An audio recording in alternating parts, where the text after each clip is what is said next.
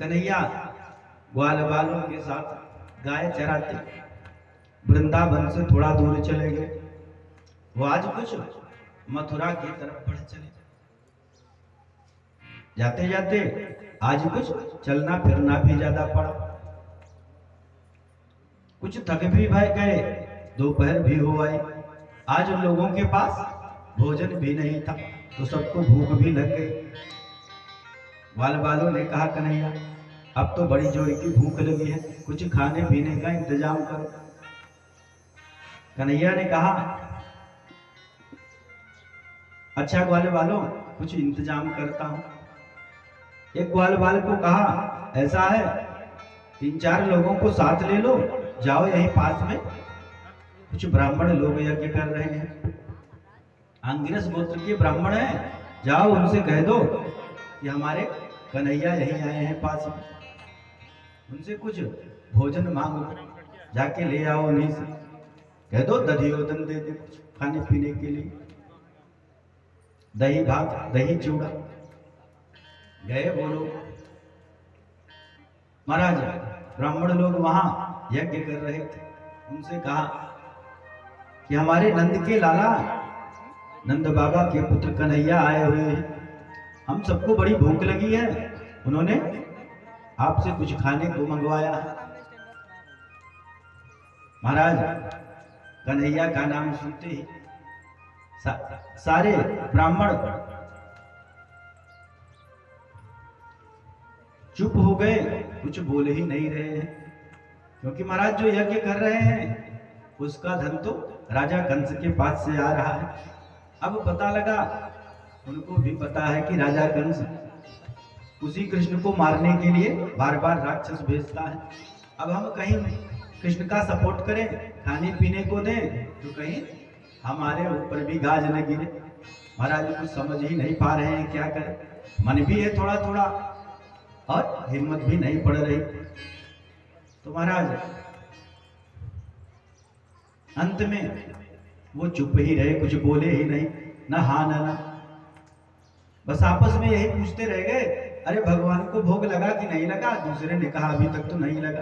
तो भगवान को भोग नहीं लगा, केवल इसी बहाने से उन्होंने कुछ दिया ही नहीं ग्वाल बालों को। और महाराज लौट आए ग्वाल बाल, अरे कन्हैया कहाँ भेज दिए। उन लोगों ने तो सीधे मुंह बात ही नहीं की, कुछ बोले ही नहीं हमसे, देने की तो बात दूर रही। कन्हैया ने कहा, अच्छा कोई बात नहीं, जाओ इस बार उनकी पत्नियों के पास जाओ, उनसे कुछ लेके आओ, वो हमारी बड़ी भक्त है। महाराज फिर तो गए ग्वाल बाल ब्राह्मणों की पत्नियों के पास, जाने को तैयार तो नहीं थे। कहा, प्रभु जब पतिदेव का ये हाल है तो पत्नियां बेचारी क्या करेंगी। लेकिन कन्हैया ने जब कहा मेरी बड़ी भक्त है, बोलो जाओ तुम एक बार, तो गए। ब्राह्मण की पत्नियों से कहा, हमारे कन्हैया आए हुए हैं, बड़े भूखे हैं, कुछ उनको खाने को चाहिए, कुछ दधियोदन ही सही मिल जाए। ब्राह्मण पत्नियों ने कहा, एक ग्वाल बालों बताओ कन्हैया कहाँ है इस समय, किस तरफ, उनसे पता पूछा। उसके बाद कहा, आप लोग चलिए, बस हम लोग आती हैं थोड़ी देर में।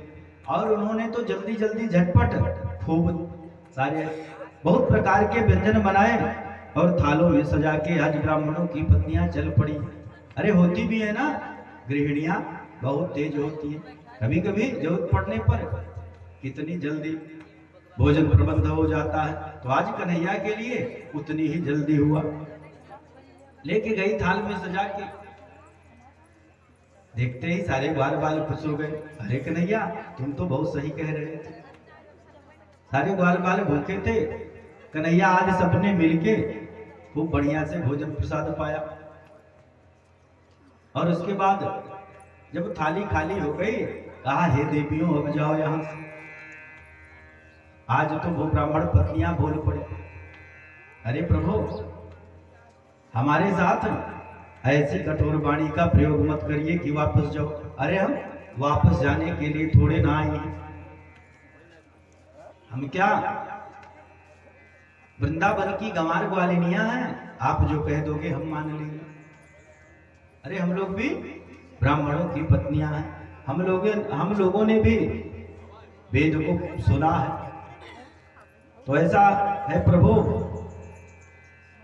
आप अब अपनी वेदवाणी को सत्य करिए और हमको वापस जाने के लिए न कहिए। भगवान ने कहा, रे देवियों क्या बात है, वेदवाणी की बात कहां से आई? कहा ब्राह्मण पत्नियों ने, प्रभु आपने तो वेदों में कहा है कि जो मेरे पास आ जाता है उसको इस संसार में वापस नहीं जाना पड़ता, फिर आप हमको कैसे भेज रहे हैं?